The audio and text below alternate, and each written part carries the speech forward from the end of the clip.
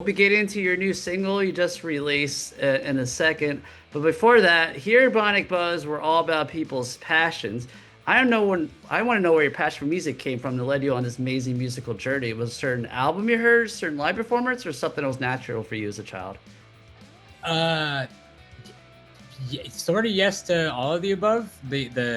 My dad was a musician, and he played in like a '60s like rock cover band when I was growing up, and they would practice in our garage every week. So like every Thursday night, I just like was around live music, and like he was really like open and cool about like wanting us to be around it, and like had no problem with us like messing with his gear and all that. Like he was very encouraging, but not like pushy about it. Like there were like several years where I wasn't really interested in it. Like at one point he tried to teach me the guitar and it was too hard and I gave up and I didn't play guitar for like 5 years, and he didn't like give me any shit about that. He was like supportive but not pressury. But so like definitely growing up around live music, like just being a kid and like going to help my dad set up like bar gigs before the bar was open, and like, oh, this is cool. And just like, I don't know, it was I haven't been around it. Like I feel like whatever, if you like look up to your dad a certain way, I'm sure like whatever you watch him do is gonna like plant a seed in you. So like I guess I'm lucky that my dad, or maybe not so lucky, I don't know, depends on how you look at it.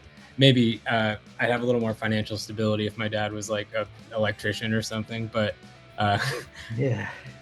definitely is what pushed me into music early. And then he took me to like a Circuit City or something of the sort to buy my first CD and my first CD player when I was like 6 or 7. And I picked out the Godzilla soundtrack because I was just a little boy and was like, Godzilla, let's fucking go. And I didn't like any of the songs on it except for Brain Stew by Green Day. Oh, well, one of my favorite bands, Silverchair, did a song for that album. Oh, really? I love it. I guess I should go back in as an adult. I've literally never revisited the soundtrack. No. I mean, the Brain Stew, and then I think what else was on it? P. Diddy did like a Led Zeppelin cover. That was I will admit to finding that badass at some point in my life. It was definitely phased out of the things I appreciate category of my brain. Yeah. But the Tony Hawk soundtracks and the Warped Tour compilations were like the other big two things that just like really focused everything towards just like alternative and punk and like kind of pop punk. And then a lot of like that, like I really liked Atmosphere from who I found on the Tony Hawk soundtracks, and like similarly have been as into hip hop forever. I don't know. So yeah. Yeah. Well, and obviously your passion paid off, because I mean your band signed to SideOneDummy Records, which anyone knows in the like punk scene, that's like a big deal, you know?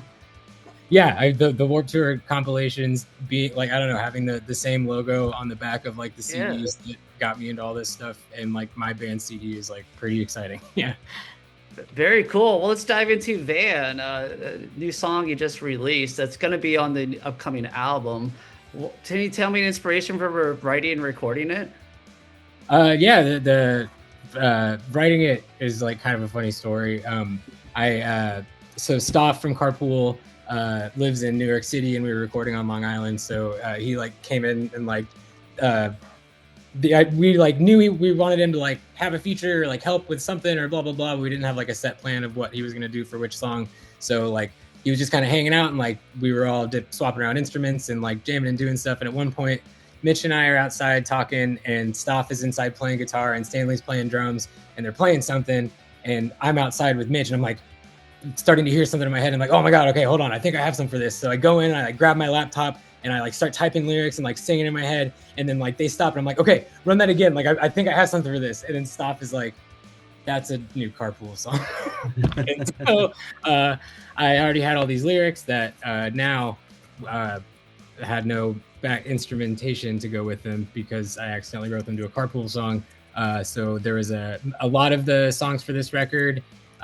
Like the big like story is like that I didn't really write any of the music. Like I pretty much just wrote the lyrics, which is like true, but the most of like the seed ideas, like so like the Van starts with the dun, dun, dun, dun, dun, dun, dun, dun, dun, little guitar, and like that was a voice memo on my phone amongst like 15 or 20 random little things I sent the band to like write around. So like I had that, and then they turned that into the song, and then I the lyrics on it, and then it made sense like for all the ones that Stoph to be on, like the Carpool last song should be the Stoph song too. Makes sense. So you also got Tades from Hot Mulligan. I'm a huge fan of the band. What was it like working with them? Working with them is kind of a stretch. He did his feature like separately. Okay. With, Tyler in Chicago. Collaborate then, yeah. That was really cool. He was really the beauty of technology this day and age, For sure. So that made it easy for one, like to describe the experience, and just like is obviously like very just chill and such a sweet guy, and like I was a little worried about like if it would be awkward discussing like who's like creatively responsible for like what, and he was like, I'll just sing whatever you wrote. I don't really like, I love singing on my homie stuff, but like I don't like writing for other people. And I'm like, all right, easy. So like we just like I had already recorded a second verse, but he just recorded it instead, and then we did the little like Beastie Boys splicing between me and Stanley and Tades, like trading off. And yeah, like we were all just like so pumped to hear it. The song started as like kind of a meme where we were playing Ants Marching by Dave Matthews. If you like line up the two songs in your head, it really clicks that they're like kind of the same. And then Mitch started playing Ants Marching by Dave Matthews, but with like emo chords. And then I started like screaming like Tades, and we were like thinking of how funny it would be. And then like nothing else changed. Like that song is this song, except I sing normally instead of doing a Tades impression. But like it started as like, what if Hot Mulligan did Ants Marching by Dave Matthews, and then did not really go through any major changes. Oh, wow. What's the song called that he did with Tades? Oh, Cookie Monster Snapback. Cookie Monster Snapback. All right. Well, we'll have to wait till September 19th when the album drops out. So let's go back to Van. You did a really fun music video about you playing in like kind of inflatable pool. I guess it was in someone's backyard. Yeah, some things that our friends Evan and Hunter Prunny own a production company studio situation called Black Valve, and so that was their like studio space. They've got this big warehouse kind of deal in Cleveland, and then like that was like the yard of that. But they've done most of our most recent music videos and the rest of them for the foreseeable future. They're like some of our absolute best friends. Stanley has been best friends with Evan since the 6th grade.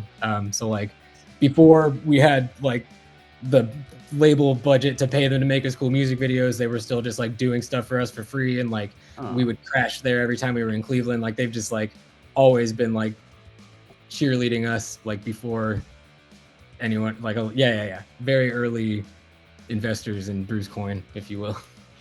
Very cool. Where can everyone stay up to date social media wise for you personally and the band? Summerbruise is just at Summerbruise69 on everything. And I'm Muck Newman, like Muck, like the Pokemon. It's like Mike Newman, but with I don't really use any of my personal shit. It's not too important. Okay, I was like, I like Pokemon. That's cool. Yeah, big Pokemon guy. That was all I was into before I started playing in bands. Very cool. Well, the album drops September 19th. Thank you so much for taking the time to talk to me. I'll have all your social media links down below so everyone can follow your journey going forward. In the meantime, everyone can check out Van, and let's talk down the road with future music, all right? Oh, yeah. Looking forward to it.